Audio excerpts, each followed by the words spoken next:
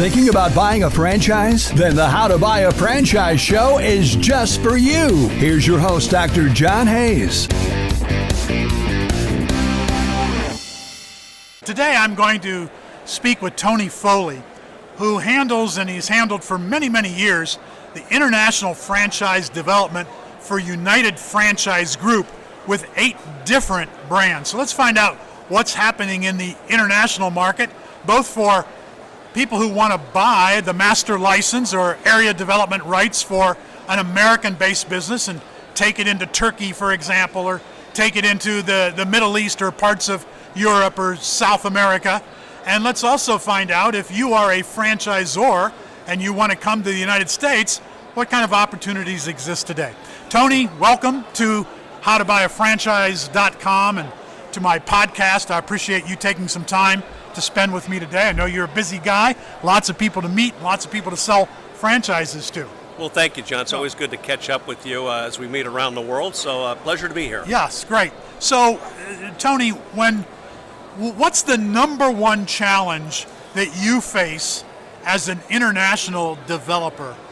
Is it difficult to find people when you're in West Palm Beach? That's your headquarters. But you want to find somebody who wants to take Sinorama to Greece, or to take Super Green to Turkey, or to Kuwait, or to wherever it might be in the world. What are the challenges in doing that? Well, I'd say today, John, in today's landscape, the challenges are localizing the brand to fit the culture of where we're looking to go. So the other part of that is, as an American franchise-based system, is to actually visit these countries, meet people on their home soil, introduce the world of franchising to them. We found no shortage of people interested in opportunities from an American perspective on franchising. So I think the challenge is just to get on a plane and go and meet people. Okay, so that means you do a lot of travel outside the United States. Absolutely. How many countries a year are you visiting? I would say probably, John, about 20 to 25 countries. Okay. And then how many international licensees do you have? And are they buying a master franchise, or are they area development people? Well, we primarily master franchise. We're in 74 countries now with that relationship. We also do some direct franchising in Australia, for instance, and some are broken up. We'll subdivide a country into multiple regions, so regional development licenses are also available. And who do you look for? Who's your typical prospect? Let's say that it's Dubai, or it's the United Arab Emirates. What kind of a person becomes a master licensee? What's it take? What are you looking for? Well, with us, it's we have to go through a process, first of all, and we're looking to award a license, a master license, to, I'd say, an entrepreneurial type person with a positive attitude, a business management background, John, and a visual look, and somebody that likes to be part of a team on a long-term relationship. Yeah, and as opposed to an area development agreement, talk about the differences there. If I want to be a master franchisee, here's what's expected, and here's what I'm going to get out of that. If I want to be the area developer for one or more of your brands in a market, how does that work, or are you not interested in the area developer? Well, again, the master license is our primary business model outside the United States, and that essentially, we train them to become us. We're the masters of the United States, you could say. So we look for people that are like-minded to us, that can oversee the development of a large area, mainly a country. Sometimes it's multiple countries, like in the Middle East, for instance. Okay. So people that can deal with those type of opportunities and can follow a game plan. Okay. Yep. As opposed to the area developer who, they're not in charge. They don't become you. No, what an area developer really is somebody that buys a franchise, and they're obligated to open X number of units within an area. They don't own the area. They basically have a license to operate and build X number of locations. And do they own those locations, or can they sub-franchise? No, they would normally own their own locations. Yes. They would develop them themselves. Whereas a master franchisee can sub-franchise. Correct. And you would encourage that. We would encourage that. So a master franchisee really is a way to become a mini franchisor in a different location other than the United States. That's correct. So if we take Sinorama, you're the master franchise of Sinorama in the United States. Yes. But you want to take the United Kingdom, and you want to build X number of Signoramas in the United Kingdom. Well, you're not going to do that from the United States. You're not going to operate it from the United States. You want to find whoever that master franchisee might be for the United Kingdom who becomes the expert in Signorama. That's correct. And they look at the market of Signorama, for the market for Signorama in the United Kingdom, and maybe they determine, well, we can sell 50 units of Signorama throughout the UK, or 150 units, whatever it might be. It's their job then to generate leads of people who might want to buy 1 or 3 of those 100 or 150 units. But then they've got to train those people as well. What is a master franchisee, a day in the life of a master franchisee? How does that work? Well, we start out on a basic level. They do have the rights to a country. We start out with that relationship. The other is they have to open one themselves as a pilot operation, if you want to call it that. Learn the business, and that usually is for about a 12-month gestation period, John. And once that is accomplished, they have a feel for the business, then we'll move into the franchising side of things, and we're hands-on with them all the way through our long-term relationship on opening stores, how to train their support people, and that's done on the ground by our team and also from Florida at our training university there. So just to make sure we understand this, a master franchisee in your case, first of all, is going to actually open a unit. That's correct. And learn the business from ground zero. That's right. You train them, you support them, and once they learn the business and can operate a unit successfully, then you transition into becoming the franchisor where they can actually sub-franchise outlets. That's correct. They've gone through the life and the day of a franchisee. Now we move into the business of opening and selling franchises. That's where really the money's at. And how long does that take for them to learn Super Green or Trans World Business Advisors or Signorama or Embroid Me? How long is it going to take for me to learn the business before I can go out and sell 10 franchises? Well, that's that first year. We give it about a 12-month period to learn the business, no franchise activity, and usually within that 12-month time frame, give or take, they've got that part down, and then we quickly leave that part of it and move into the franchising world, which again, we train them on that. They come back for a second set of training sessions at our corporate offices in Florida, and we then move into that franchising world. Then if I'm a master franchisee and I leave the business to start generating leads and talking to prospects, like exhibiting at expos, what happens now to my pilot business? Is it going to go into the tank, or have you taught me how to pass it off to someone else? Yeah, well, it's a good question, John. Usually what happens is the master franchisee sells that to an existing person that's looking to buy an existing operation. That's one. Or sometimes they have a management team in place or a family member who wants to carry on the business. So they don't have to get rid of the franchise. They can keep it or sell it, move it on, and then move into the franchising side. So a master franchisee, after that first year, doesn't have to own any unit if they don't want to. That's correct. But some of them choose to own multiple units, I They suppose. do, yeah. There's smaller countries like Singapore, where areas where you're limited in size, so the master may choose to say, I want to sell 4 or 5 or 6, and I want to keep the rest of them. Okay. Yeah. So the one of the complaints that we hear from master franchisees, or one of the downsides they say of their business is, I'm not really cut out to generate leads, and I don't know how to sell a franchise. Mm-hmm. How many of them stumble at that point, and why do they stumble?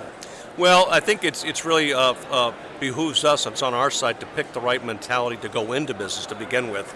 Somebody that has the capabilities to deal with people, and if they don't do it themselves, at least somebody on their team we can work with that can be that person that's talking to the public. It's really not that difficult, so we really, to this point, haven't had that problem. So we look for the right mentality and personality to begin with, John. And you are proof that franchises can be sold in other countries. And how many franchises have you sold? Do you keep track of how many sales you've done through the years? As you said, we've got 8 brands now over 30 years. I think we're approaching 1,500 franchisees in 73 countries now. Yes. And of those 1,500, how many of those sales came from Tony Foley? Oh gosh, now you put me on the spot. I would say I've probably been responsible for a few hundred of those myself, at least. Yeah, I would think so. I would think so, yeah. Otherwise, Ray Titus wouldn't employ you. That's true. So yeah, but right now I live in the U.S. I don't work there. My world is everything outside the U.S. Yeah. So I spoke to Ray earlier today, and one of the things that he mentioned is what you just mentioned, finding the right person. You've got to get the right people on your bus. So if you've got 1,500 franchisees with United Franchise Group, if those are the wrong people, the bus is going to fall, the bus is going to tilt. It's going to be lopsided, or the bus isn't going to move. Well, that's true, yeah, and that's probably true in most businesses. So Yeah. you got to be able to select the right people, and that's really where the catch is for all of this. The franchising part really is not difficult. It's getting the right mentality, personality aligned with your business concept. Yes. This, I believe, is where most franchise companies are lacking or failing, because they do not identify the right people. It's finding the right people may be more difficult than selling a franchise. From what my opinion, definitely is. Yeah. That's really the key. Because there will be this weekend, whether it's going to be 12,000 people, 15, 20,000 people who come through this expo, the majority of them want to buy a franchise, but the majority of them also do not know, would they make a good franchisee? Very they true. don't take time to study that. Very People true. are too excited about, okay, let me get in there, find a concept, get rid of my job, or I haven't had a job for 3 years, so let me buy a business and get started without giving enough thought to, am I the right person? Yeah. So good franchisors stop at that point and say, are you the right person? And I spoke to Ray about this. One of the ways to do that, and I find it interesting that more franchise companies aren't doing this, is to use a profiling system. Whether it's the Franchise Navigator, for example, which I personally like, I write about it quite a bit in my books and my articles. I send people to the Franchise Navigator because in just a matter of a few minutes, it gives you a printout of where your strengths are and where your weaknesses are. And then you could look at a franchise company and say, well, if I'm not strong in sales and this franchise company requires me to be strong in sales, I might not be a good, I'm obviously not a good fit for this franchise, but I might be a good fit for another one. Absolutely, yeah. The process is the key. You're right, and I think people that come to this show this weekend, or these next 3 days in New York, I hope they're not here to buy a franchise, John. Personally speaking, I hope they're here to gather information, collect data, and then do their due diligence. And a good franchise company will allow that process to take place. Yes. And it'll take time to do that. So we're advocates of doing the right thing. Yes, and that's what I do. I'm an advocate of franchise education. I've been doing this for more than 30 years. My interest is in helping people understand if franchising makes sense for them. I don't sell franchises, that's your job. If they are a good fit, and if they're a good fit for United Franchise Group, then I'm going to tell them, go talk to Tony Foley, or go talk to Ray Titus, or to one of the people in the respective brands over at United Franchise Group. What do you do when you meet a master franchisee prospect and you need to find out, is this the right person? Do you have a survey, a profile that you can give them that is helpful, or do you use other forms of judgment? How do you do that? No, great question. Matter of fact, I just left before coming down for your podcast here, met with a group from Nigeria that I've been talking with online, but I just met them face to face. Now they're coming to Florida on Monday for a discovery day. So Right. the process first would be a profile application to get some basic data, but that doesn't tell the story. Now it's more relationship building. They've got to come visit us. That's a mandatory step with us. They have to come to our headquarters, spend 2 days, let us meet them. Nothing to buy, no obligation. We just want to make sure they see everything, understand everything, and we need to understand and see everything as well. And then we both can take a step back at the end of that step and analyze where we are together. If it's encouraging, then we'll move on to the next step in the process. So this takes quite a while, John, to go through this process because you're building a long-term relationship. Yes. So another, in talking about the challenges that master franchisees face, let's say they're the right person. That means that they're going to be able to build a business. They're going to be able to find prospective franchisees. They're going to be able to sell franchises. But then they've also got to train franchisees.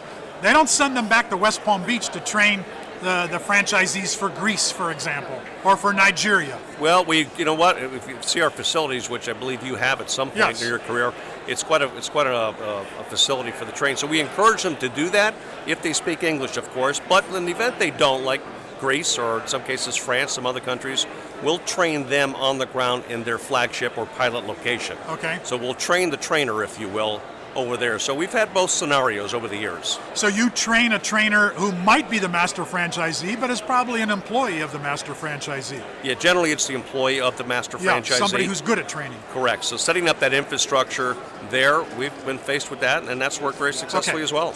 And then another trick to franchising, or one of the stumbling blocks of franchising, is building the relationship with the franchisee.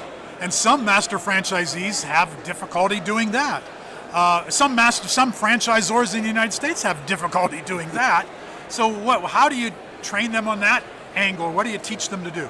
Well, it's basic people skills. So again, we go back to the root of this. Are they the right fit for a master relationship to begin with? Now again, if it's not them, we have a lot of families that are masters. So somebody on their team, brother, sister, husband, wife, they could be that person, but not necessarily the point person, but they're good for the franchise sales support side of things. So we've managed to do that as well. There's different personalities on those teams. So a master franchisee is generally not a one-person operation.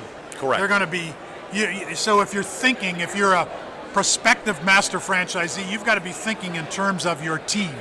Who's going to work with you, whether it's family members or people you're going to have to hire. Yeah, and that's, if you go back to that process I mentioned a moment ago about the discovery day, they come down early in our process, we cover that. Yeah. Who else is on your team? Yes. If we did do this relationship, who else would be involved, and what do you see them doing? So we cover and probe for those questions. And if they haven't thought of that, or they don't have anybody, they don't have any family members, what do they, do you discount them at that point? Are they out of the program, or do you? No, not necessarily. Usually what we found out is they could be a single person, but they go, I do know somebody that I could approach that would like to probably be involved in this. So we'll advocate for that as well. Okay. Because we know doing it themselves, especially in a large market, will be a daunting task. Not impossible, but we do encourage collaboration with other members. Okay. Yep. Then the other area is, well, how much is this going to cost me? I just want to own one unit of Sinorama in Kuwait. I don't want to be responsible for developing the Gulf countries, for example. I just want one unit, but you're not interested in doing that because it's too difficult to support one unit. You might do that, but that's not ideally what you want.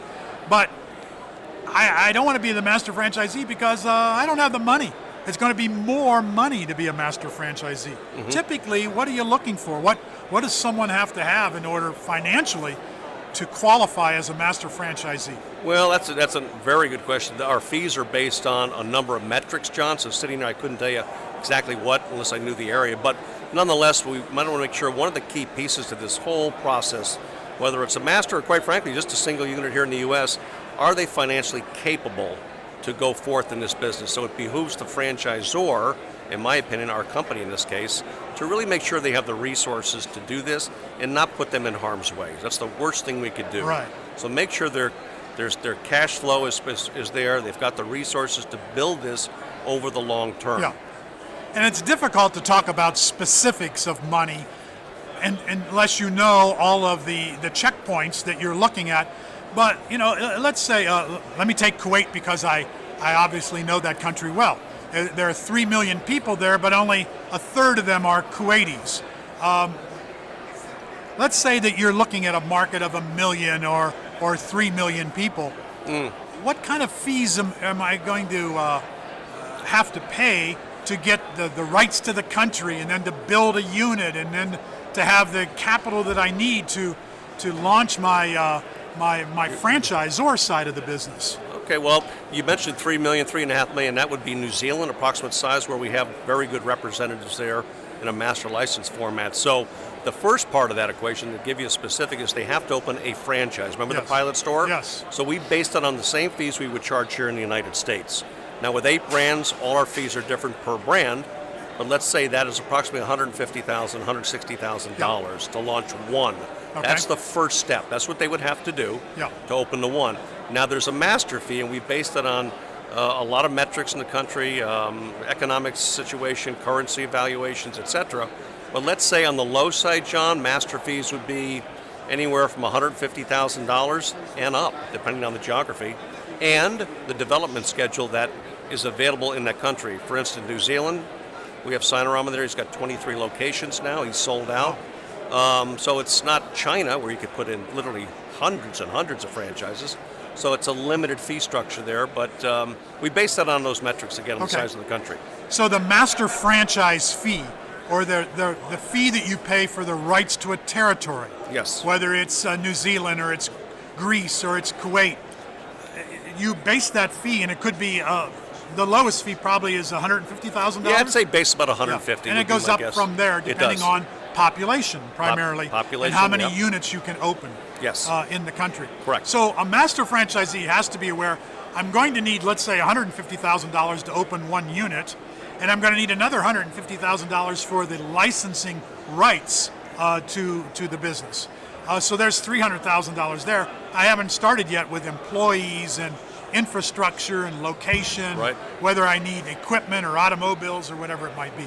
So I might need another $150,000. So this might be a $500,000 minimum type of investment in order to become a master franchisee. Yeah, well, that's why we say the master license opportunity is fantastic, but not for everybody. For the right people, it's fantastic. But financial aspects of this is a key component, nonetheless, absolutely. Do people get financing for master franchise opportunities, or are they taking that $500,000 or $1 million out of their pocket? Well, two ways. I said some of it is cash over the years, but more times than not these days, they're taking out some kind of a loan or an investment from their side. And quite frankly, from our side, being a privately held company, we can offer some kind of flexibility payment programs as well, especially on the repayment of the master fee. So if it's the right situation, we'll work with the individual on a one-to-one basis. Yeah, so again, it comes back to the right situation, meaning are you the right fit to be a master franchisee? So you've got to spend a lot of your time psychologically thinking about this person or this group. It's usually not a person.